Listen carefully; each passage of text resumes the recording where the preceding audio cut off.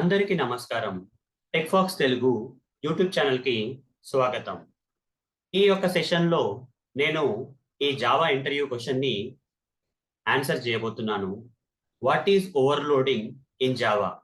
జావాలో overloading అంటే ఏంటి? Overloading అనేది జావాలో ఒక కాన్సెప్ట్ అండి. ఓకే. ఈ కాన్సెప్ట్ ప్రకారంగా ఏందంటే ఒక క్లాస్ ఉందండి. ఆ క్లాస్‌లో మీరు ఒకటే పేరున్న ఎక్కువ మెథడ్స్ క్రియేట్ చేస్తే అప్పుడు జావా ఏం చేస్తుంది? మీకు ఒక కంపైలర్ ఎర్రర్‌ని ఇస్తుంది. డూప్లికేట్ మెథడ్ అని చెప్పేసి ఇది ఆల్రెడీ మెథడ్ మీరు ఆల్రెడీ వాడారు. ఈ పేరుతో ఒక మెథడ్ ఆల్రెడీ ఈ క్లాస్‌లో ఉంది.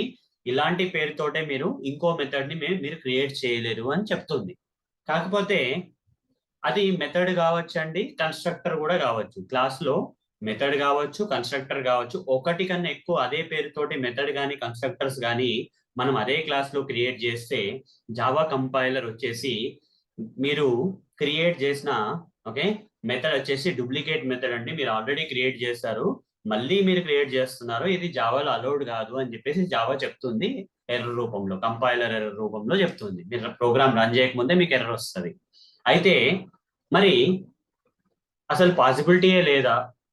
ఒకటే క్లాస్‌లో ఒకటి కన్నా ఎక్కువ మెథడ్, ఒకటే పేరున్న మెథడ్ గాని, ఒకటే పేరున్న కన్‌స్ట్రక్టర్స్ గాని, ఒకటి కన్నా ఎక్కువ మనము కోడ్ రాయడానికి మనకి అసలు ఛాన్సే లేదా? పాసిబిలిటా లేదా అంటే ఉందండి. పాసిబిలిటీ ఉంది. ఎప్పుడంటే మనకి ఒకటి కన్నా ఎక్కువ మెథడ్స్ అదే పేరుతోటి, ఒకటి కన్నా ఎక్కువ కన్‌స్ట్రక్టర్స్ అదే పేరుతోటి ఒకటే క్లాస్‌లో ఉంటే అవి ఎర్రర్ రాకుండా ఉండాలంటే అవి ఎలా డిఫర్ అయ్యి ఉండాలంటే ఆహ్, ఆ మెథడ్స్ గాని, కన్‌స్ట్రక్టర్స్‌కి ఒకటి ఇప్పుడు ఒక మెథడ్‌లో ఉన్న మెథడ్‌లో 0 పారామీటర్స్ ఉన్నాయనుకుందాం. ఓకే. 0 పారామీటర్స్ ఉన్నాయనుకుందాం. ఇంకో మెథడ్‌లో ఒక పారామీటర్ ఉందనుకున్నాం. అది ప్రాబ్లమ్ కాదు. ఓకే. ఇక్కడ 0 పారామీటర్స్ ఉన్నాయి. అదే పేరుతోటి ఉన్న ఇంకో మెథడ్‌లో కూడా 0 పారామీటర్స్ ఉంటే అది ప్రాబ్లమ్ అండి. మనము జావాలో ఒకటి కన్నా ఎక్కువ మెథడ్స్ ఒకటే పేరుతోటి ఒకటే క్లాస్‌లో క్రియేట్ చేయొచ్చు. ఎప్పుడంటే అవి నంబర్ ఆఫ్ పారామీటర్స్ ఎన్ని పారామీటర్స్ ఉన్నాయి దాన్ని బట్టి చేయొచ్చు. ఒక మెథడ్‌లో ఒకటే పారామీటర్ ఉంది. ఒక మెథడ్‌లో ఒక 0 పారామీటర్స్ ఉంది. అదే పేరుతోటి ఉన్న ఇంకో మెథడ్‌లో 2 పారామీటర్స్ ఉంటే నంబర్ ఆఫ్ పారామీటర్స్ డిఫరెంట్ ఉన్నాయి కాబట్టి జావా అనేది అది డూప్లికేట్ మెథడ్ కింద కన్సిడర్ చేయదు. ఈ కాన్సెప్ట్‌ని మనము మెథడ్ ఓవర్‌లోడింగ్ అంటాము. అట్లని చెప్పేసి ఓన్లీ పారామీటర్స్ కౌంట్ గురించే కాదండి. పారామీటర్స్ లెక్క గురించే కాదు. ఎన్ని పారామీటర్స్ ఉన్నాయని ఒకటే దాని గురించి ఓవర్‌లోడింగ్ కాదు. ఇంకొకటి కూడా ఉంది. ఇంకొక అవకాశం కూడా ఉంది. ఏందంటే ఇప్పుడు ఒక మెథడ్ ఉందండి. అదే మెథడ్ పేరుతోటి ఇంకో మెథడ్ ఉంది అదే క్లాస్‌లో. అయితే ఫస్ట్ మెథడ్‌లో ఒక పారామీటర్ ఉంది. అది ఇంటిజర్ టైప్ ఉందండి. సెకండ్ మెథడ్‌లో పారామీటర్ వచ్చేసి డబుల్ టైప్ ఉంది. అప్పుడు కూడా ప్రాబ్లమ్ లేదు. ఓకే. అయితే నంబర్ ఆఫ్ పారామీటర్స్ డిఫరెంట్‌గా ఉండాలి. ఆ మెథడ్స్ కన్‌స్ట్రక్టర్స్ మధ్యల. ఓకే. లేకపోతే టైప్ ఆఫ్ పారామీటర్స్. ఆ పారామీటర్స్ ఏ డేటా టైప్స్ తోటి డిక్లేర్ అయితున్నాయి అనేది కూడా డిఫరెంట్‌గా ఉంటే అప్పుడు జావా అలో చేస్తుందండి. ఏ కాన్సెప్ట్ ద్వారా అలో చేస్తుంది? డూప్లికేట్ మెథడ్స్‌ని, కన్‌స్ట్రక్టర్స్‌ని ఒకటే సింగిల్ జావా క్లాస్ ఫైల్‌లా ఓవర్‌లోడింగ్ అనే కాన్సెప్ట్‌లో. ఒకవేళ సేమ్ డిట్టో అట్లనే క్రియేట్ చేస్తే ఒకటే మెథడ్ ఉన్నట్టు ఇంకో మెథడ్‌ని క్రియేట్ చేసి పారామీటర్స్ కూడా సేమ్ ఉండి, డేటా టైప్స్ కూడా సేమ్ ఉంటే అప్పుడు అది డూప్లికేట్ మెథడ్ అయితుందండి. అప్పుడు మనం తీసేయాల్సిందే. ఒకటే మెథడ్ ఉంచుకోవాలి. ఇంకొక డూప్లికేట్ మెథడ్ తీసేయాలి. మనం ఎప్పుడైతే ఆ పారామీటర్ కౌంట్స్‌ని మార్చినా గాని, లేకపోతే ఆ పారామీటర్ డేటా టైప్స్‌ని వేరే చేసినా గాని, అప్పుడు అవి డూప్లికేట్ మెథడ్స్ కింద కన్సిడర్ అవ్వబడవండి జావాలో. జావా వాటిని వేరే మెథడ్స్ లాగానే చూస్తుంది. ఇదే కాన్సెప్ట్ ని మనం ఓవర్‌లోడింగ్ అంటాము. ఓకే. టైప్ ఆఫ్ పారామీటర్స్ గాని, నంబర్ ఆఫ్ ఎన్ని పారామీటర్స్ ఉన్నాయి దాన్ని బట్టి అది ఓవర్‌లోడింగ్ అనేది డిసైడ్ చేసేస్తుందండి. కానీ ఎగ్జాక్ట్‌గా సేమ్ టు సేమ్ డిట్టో ఉంటే మాత్రం డూప్లికేట్ మెథడ్స్‌ని గాని, కన్‌స్ట్రక్టర్స్‌ని గాని మనం ఒకటే జావా ప్రోగ్రామ్‌లో మనం రాయలేము. ఓకే.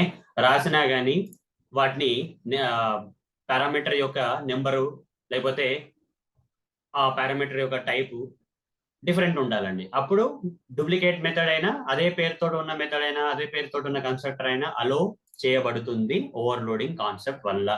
అర్థమైంది అనుకుంటా అండి థియరిటికల్‌గా. కానీ ఇంకా మీకు ప్రాక్టికల్‌గా నేను వివరిస్తే మీకు ఈ క్వెషన్ యొక్క ఆన్సర్ ఇంకా క్లియర్‌గా ఉంటది.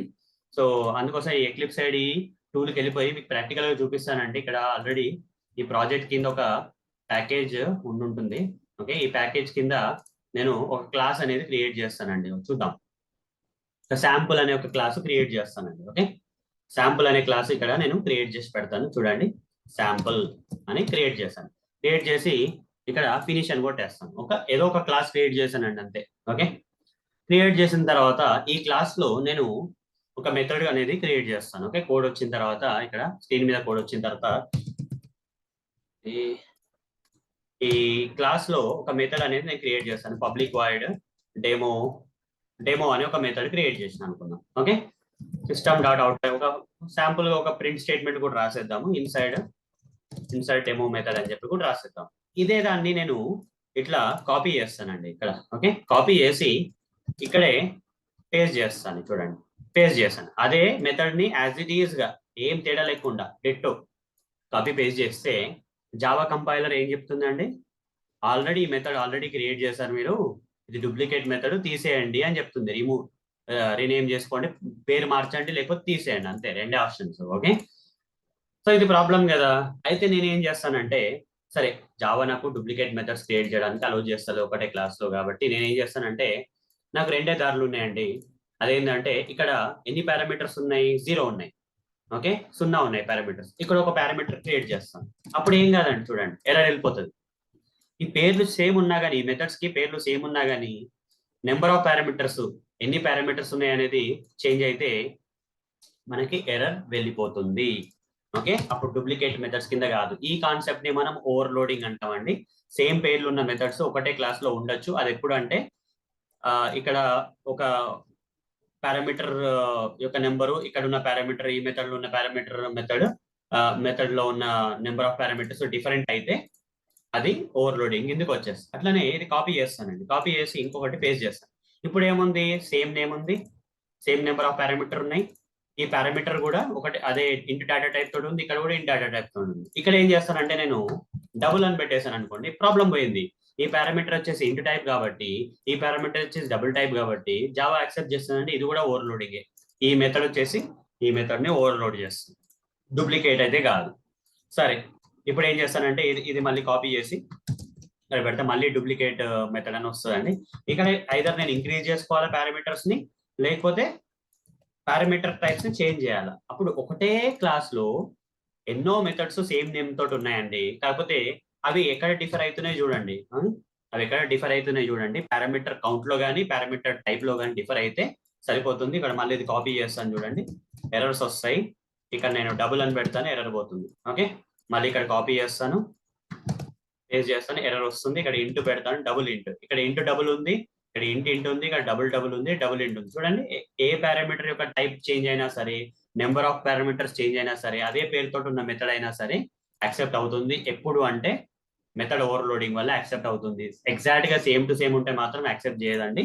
ఇప్పుడు కన్స్ట్రక్టర్స్ కూడా ఇదే కాన్సెప్ట్ అండి. కన్స్ట్రక్టర్స్ కి మెథడ్ కి తేడా ఏందండి, కన్స్ట్రక్టర్ కి పబ్లిక్ అని ఉంటది, తర్వాత రిటర్న్ టైప్ ఉండదండి. కన్స్ట్రక్టర్ లో వైడ్ అనే రిటర్న్ టైప్ ఉంటది. ఈ కన్స్ట్రక్టర్ యొక్క పేరు వచ్చేసి క్లాస్ యొక్క పేరు ఉండాలండి. ఓకే, క్లాస్ యొక్క పేరు ఉండాలి. పేరు ఉన్న తర్వాత పబ్లిక్ కన్స్ట్రక్టర్ పేరు ఉండాలి. ఇక్కడ system dot out dot println inside sample constructor. Okay, inside sample constructor copy చేసుకుందాము. కాపీ చేసుకున్న తర్వాత పేస్ట్ చేద్దాం. పేస్ట్ చేస్తే ఎర్రర్ వస్తుంది, చూడండి duplicate method sample in type sample అని వస్తుంది. అయితే ఇక్కడ కన్స్ట్రక్టర్స్ కూడా అదే సేమ్ సిస్టమ్ అంటే ఇక్కడ 0 పారామీటర్స్ ఉన్నాయి, 0 పారామీటర్స్. ఒక పారామీటర్ పెట్టేసాను అనుకోండి, ప్రాబ్లం లేదు, డూప్లికేట్ కన్స్ట్రక్టర్ కింద రాదు. ఇక్కడ నేను నెంబర్ ఆఫ్ పారామీటర్స్ ఇంక్రీజ్ చేసుకోవచ్చు. ఓకే, డూప్లికేట్ ఎర్రర్, ఇది ఓవర్లోడింగ్ అన్నట్టు. ఇది మెథడ్స్ ఎప్పుడైతే మనము సేమ్ మెథడ్స్ ని different parameters, different number of parameters, different type of parameters వేసినప్పుడు అది మెథడ్ ఓవర్లోడింగ్ అయిపోతుంది. అదే కన్స్ట్రక్టర్ కి అదే అప్లై చేస్తే ఏమవుతుందండి, కన్స్ట్రక్టర్ ఓవర్లోడింగ్. ఇక్కడ చూడండి, ఇక్కడ ఇంట్ డబుల్ అని ఇస్తాను, చూడండి వెళ్ళిపోతుంది ఎర్రర్.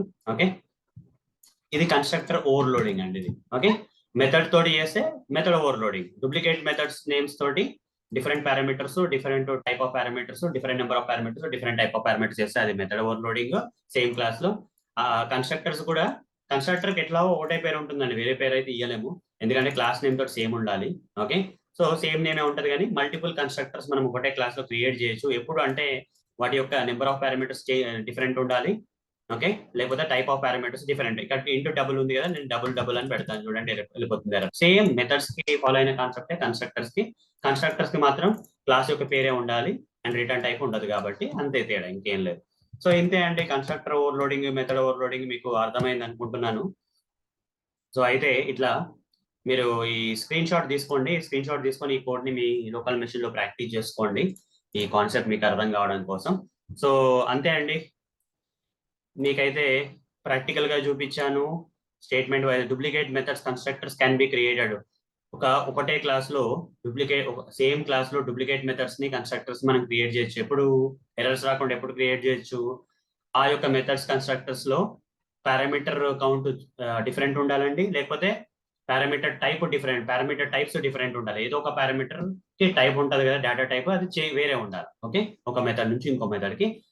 అలా చేయడం వల్ల ఏంటంటే జావా అనేది డూప్లికేట్ మెథడ్ కింద కన్సిడర్ చేయదు. పేరు సేమ్ ఉన్నా సరే పారామీటర్ యొక్క నెంబరు అండ్ పారామీటర్ యొక్క టైప్ డిఫరెంట్ ఉండడం వల్ల ఆ మెథడ్స్ డూప్లికేట్ మెథడ్స్ కానీ ఆ కన్స్ట్రక్టర్స్ డూప్లికేట్ కన్స్ట్రక్టర్ కింద కన్సిడర్ చేయదు. ఈ కాన్సెప్ట్ ని మనం ఓవర్లోడింగ్ కాన్సెప్ట్ అంటామండి జావాలో. ఇది మెథడ్స్ కి అప్లై చేసే ఓవర్లోడింగ్ ని మెథడ్ ఓవర్లోడింగ్ అంటాము. కన్స్ట్రక్టర్స్ కి ఓవర్లోడింగ్ కాన్సెప్ట్ అప్లై చేస్తే కన్స్ట్రక్టర్ ఓవర్లోడింగ్ అంటాం, అంతే, ఇంకేం లేదు. ఓకే, ప్రాక్టికల్ గా చెప్పాను, థియరిటికల్ గా చెప్పాను.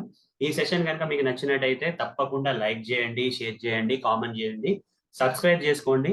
ఖచ్చితంగా మాత్రం లైక్ అయితే వేయండి అండి. ఎవరో లైక్ చేస్తే మీ వరకు వీడియో వస్తుంది, మీరు లైక్ చేస్తే ఇంకా చాలా మందికి ఈ వీడియో అనేది రీచ్ అవుతుంది. సో డబ్బులు ఏం ఖర్చు లేదు కాబట్టి ఈ వీడియోస్ లో ఖచ్చితంగా మాత్రం లైక్ చేయండి. ఓకే, సో మీకు ఇంకా ఇంట్రెస్ట్ ఉంటే షేర్, కామెంట్, సబ్స్క్రైబ్ కూడా చేసుకోండి. సో ఇలా మీరు ఎంకరేజ్ చేస్తే ఇంకా చాలా సెషన్స్ తోటి ఇంకా చాలా వీడియోస్ తెలుగులో కూడా చేసి నేను ఛానల్లో పెడతాను, టెక్ ఫాక్స్ తెలుగు ఛానల్లో పెడతాను. ఓకే, సరే అండి, ధన్యవాదాలు. సీ యూ అండి, బాయ్.